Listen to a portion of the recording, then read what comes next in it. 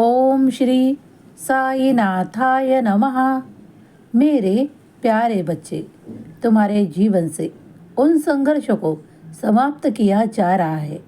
तुम इतिहास लिखने वाले हो, क्योंकि जब भी तुम्हारे मन की कोई बड़ी इच्छा पूरी होने का तुम्हें समय मिलता है और तुम्हारे जीवन में वो मार्गदर्शन ईश्वर तुम्हें करते हैं, तो तुम उससे भी बढ़कर कुछ कार्य करना चाहते हो। इसीलिए तुम इतिहास रचने वाले हो, जो कई सालों तक तुम्हारा नाम लिया जाएगा। तुम्हारे हाथों से ऐसा कर्म होने वाला है जिसके बारे में तुमने अब तक नहीं सोचा, वो तुम कर गुजरने वाले हो, क्योंकि ईश्वर की कृपा तुम पर हो रही है। स्वयं ईश्वर ने, इस ब्रह्मांड ने तुम्हें चुना है उस कार्य के लिए। अब वो होगा जो तुमने कभी बहुत दिनों से सोच रखा है। जीवन में खुशियाँ मिलेगी और तुम आगे भी बढ़ोगे।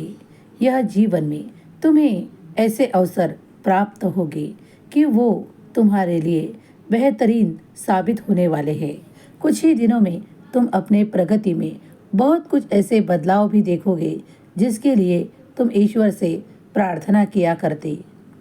तुम्हें ये बताया जा रहा है, इस संदेश के माध्यम से तुम्हें कुछ संकेत दिए जा रहे हैं कि तुम्हारा जीवन अब किस मोड़ पर जाने वाला है, तुम्हें क्या मिलने जा रहा है। इसका अब तक तुम्हें कोई अनुभव नहीं, लेकिन अब तुम वो प्राप्त करोगे। स्वयं तुम ईश्वर से बहुत सारी तरक्की के लिए प्रार्थना किया करते थे, उस मार्ग को चुनने के लिए बहुत प्रार्थना करते थे।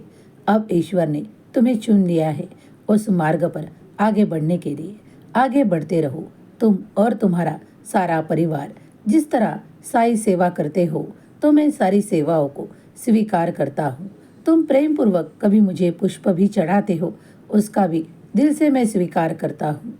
आज यह संदेश तुम तक आया है, तो इसमें तुम्हारे लिए कई संकेत है।